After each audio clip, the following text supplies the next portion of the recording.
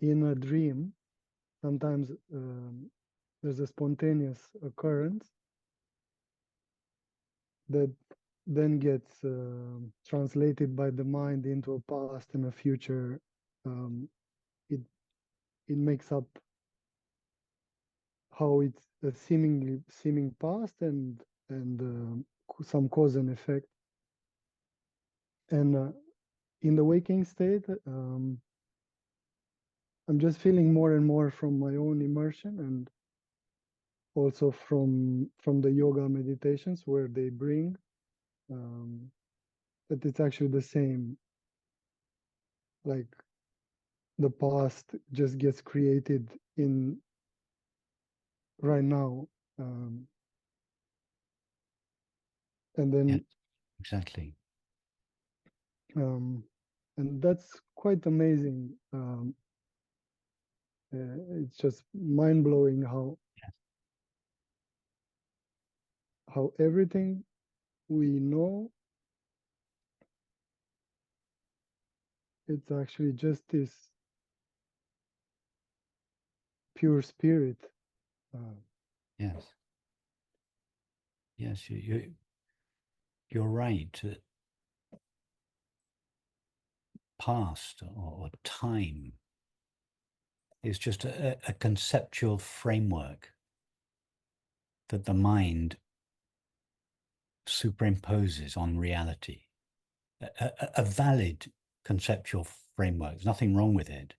It's necessary for practical purposes, but it's not how reality is. Mm. It's just the mind's model of reality for practical purposes. But you're right. It's very easy to check this in our experience. We just try to leave the now and step into the past. I mean, where is the past? In what realm does the past presently exist? It's just not there. And likewise the future. So then it makes us, and I can see you're doing this in your own way. You have to then rethink the present. Is the present, is there such a thing as a present moment? A moment has a certain brief duration of time along the it's a point along the line of time, but there is no line of time. And that the present moment is not a moment, it's just the present. It's eternity, the eternal now, the ever present now, not the everlasting, not a moment in time, not a moment in an everlasting line of time. That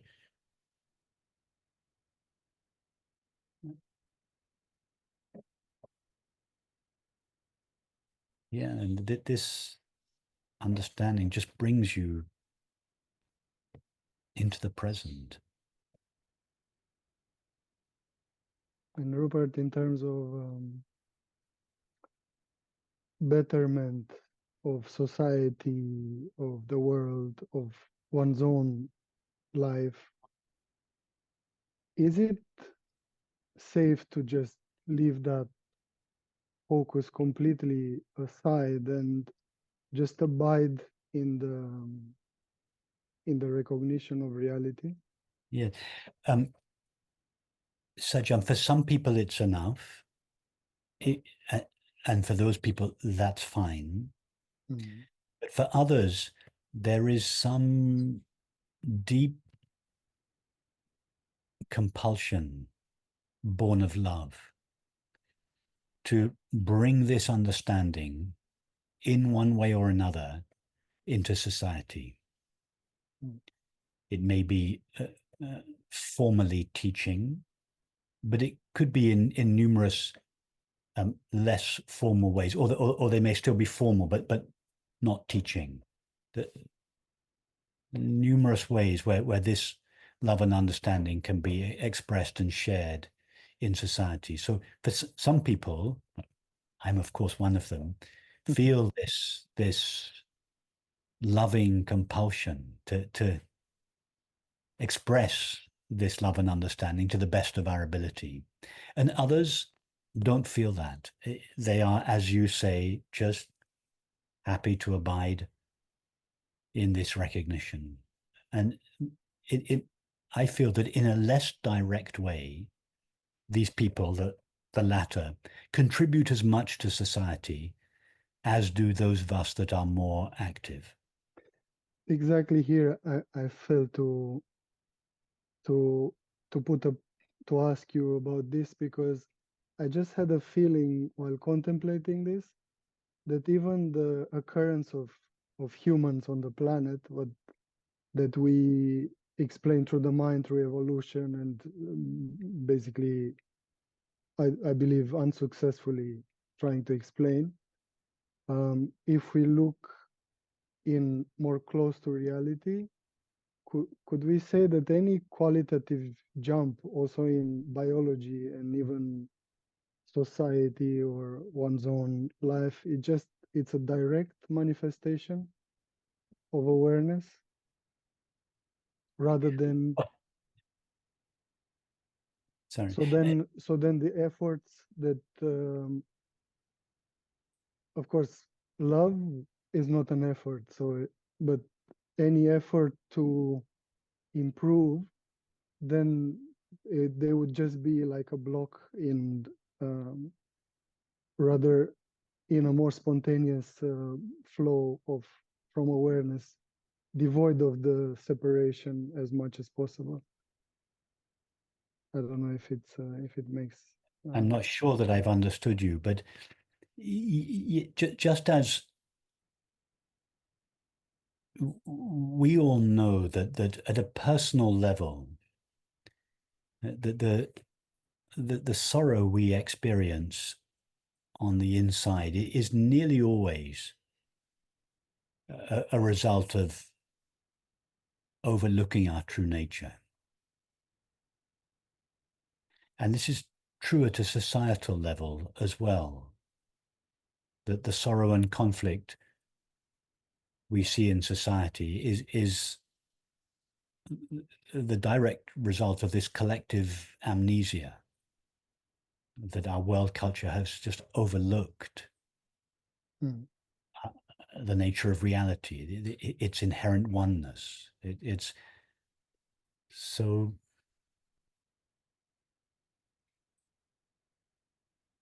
it's legitimate. I feel that it's legitimate to make efforts to improve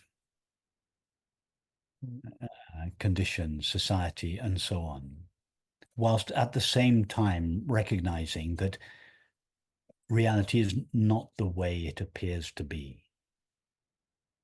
It's not really divided into individual objects and people and animals and so on.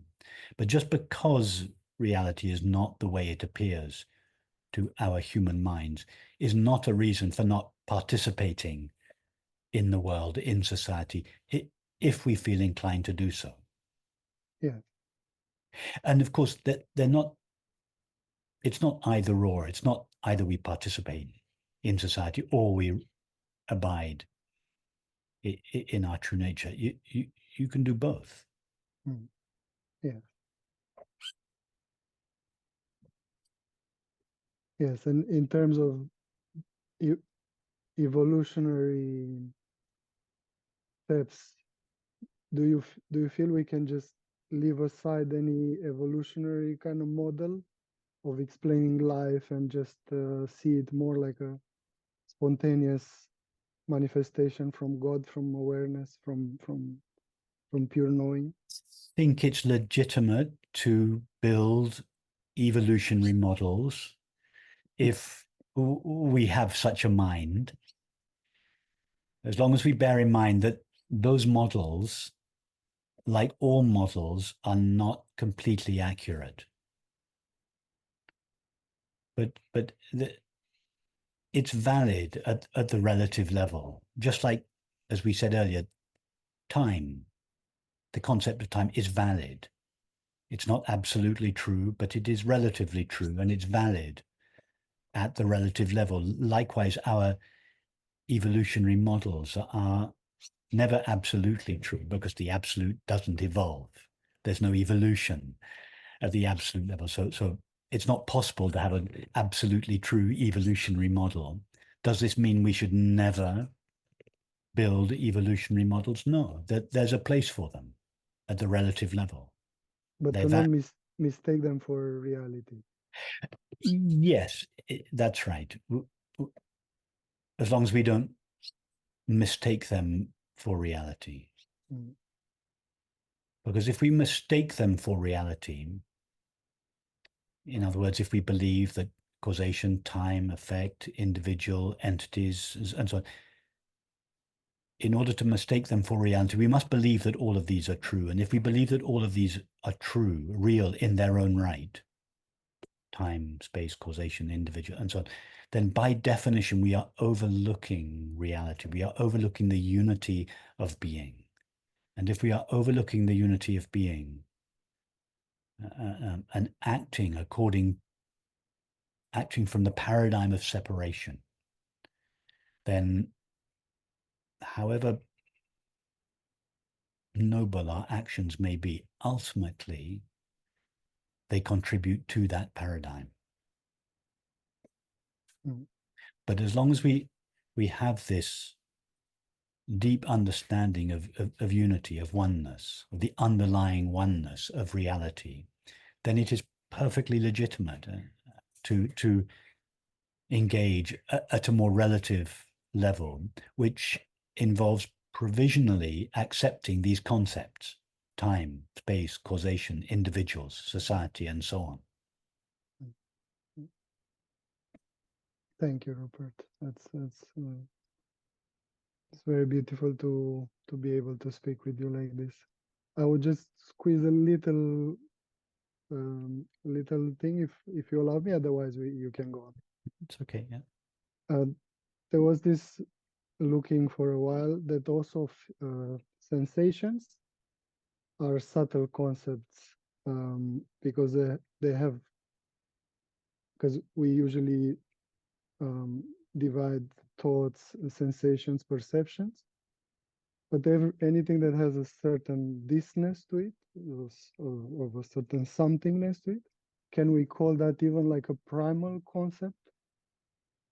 Like a sensation, like a primal concept, because you have a somethingness to it.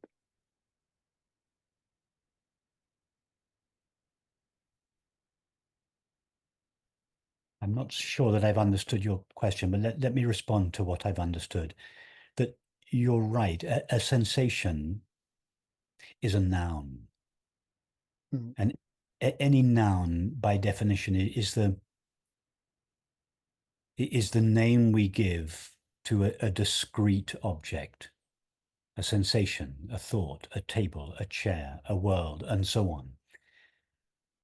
And in the ultimate analysis, there are no discrete, independently existing objects. So all nouns are inaccurate. Mm. There are verbs more accurately describe, they're closer to reality, sensing rather than a sensation, thinking rather than a thought. Because a sensation, we abstract an object from the totality and Exactly. it exists. And there are no individual objects, entities, people, selves, and so on. So all nouns are untrue. Exactly. This is what I was. Yeah, What I meant. you're right. All nouns are untrue. In the new language of non-duality, we could speak only verbs. But then we're talking about language. Even that is not true. The word sensing is more accurate than the word a sensation. But then you go deeply into sensing. What do you find there?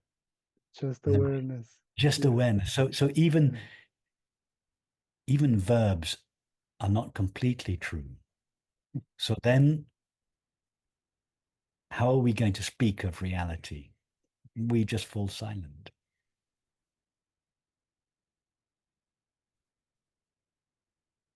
Or we start speaking again, realizing that our language is limited and can never describe reality, but can evoke it.